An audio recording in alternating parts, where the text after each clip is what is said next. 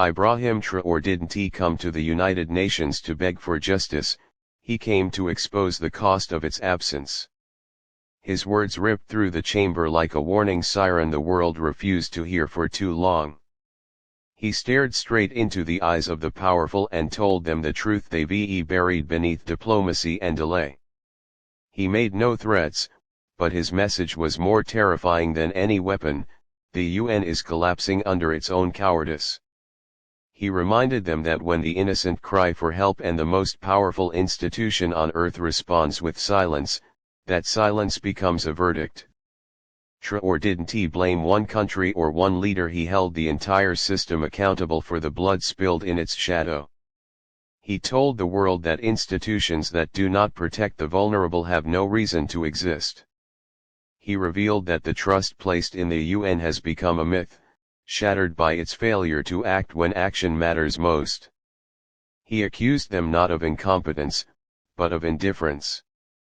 He described how the UN, built on the ashes of war, now turns away from the flames of injustice. He made it clear that this failure isn't accidental, it is chosen, it is deliberate, and it is deadly. Traoré gave a warning, not for applause, but to ignite urgency. He said the world no longer believes in a body that protects the aggressors more than the victims. He didn't speak with bitterness, but with the clarity of someone who has seen the consequences of inaction. He asked what kind of future can be built when international law is only enforced for the powerful. He demanded to know why the victims of imperial violence are given only words, while aggressors receive protection and excuses. He spoke for every nation that has lost faith in the promises written in UN charters that are never honored.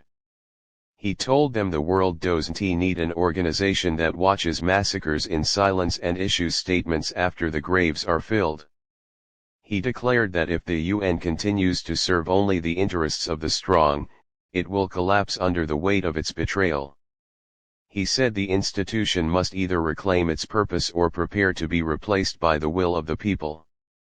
He warned that those who have been ignored for too long are no longer asking, they are rising.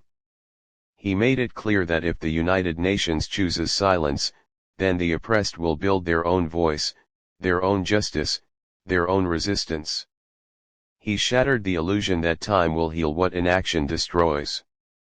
He left no room for misunderstanding. This was the final warning. He reminded them that legitimacy is not permanent, it is earned in every crisis. And when an institution refuses to act while innocents die, it loses its soul first, and then its power. Traoré didn't just speak to the UN, he delivered its ultimatum. Ibrahim Traoré stood not as one man but as the voice of a generation tired of being silenced. He did not ask for permission to speak, he demanded the world listen. He declared that Africa's youth are not asleep, not waiting, not begging. They are awake, alert, and angry. He said the days of silence have ended. The chains of fear have snapped. The masks of submission have fallen. The young no longer believe in the empty promises of former colonizers. They no longer wait for justice to be granted, they will claim it. Traoré spoke for every young revolutionary who grew up watching their nations exploited and their voices ignored. He spoke for every student, every farmer, every freedom fighter who has been called a threat for demanding dignity. He did not speak of rebellion, he spoke of rebirth. He said the future belongs to those bold enough to speak when silence is the global currency. He told the UN that young Africans are no longer watching, they are moving. He made it clear that the new generation sees through the lies of Western diplomacy. He called out the false peace, the fake aid, the carefully crafted oppression disguised as partnership. He exposed the machine that exploits Africa's resources while preaching about development. He told the world that the youth no longer want inclusion in a broken system, they are ready to build a new one from ashes. He said the time of obeying outdated orders is over. The time of being lectured by those who created the chaos is done.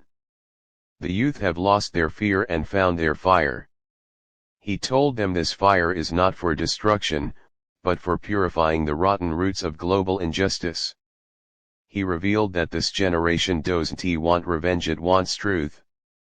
It doesn't seek permission, it creates its own path. He made it clear that no power on earth can stop the momentum of a people who have found their voice. He said that every lie told about Africa has been cracked open by the courage of its youth.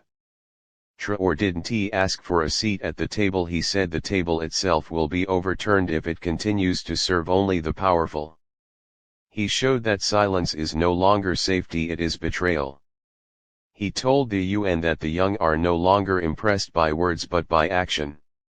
He warned that if the world continues to ignore the cries of the oppressed, it will be forced to hear their footsteps.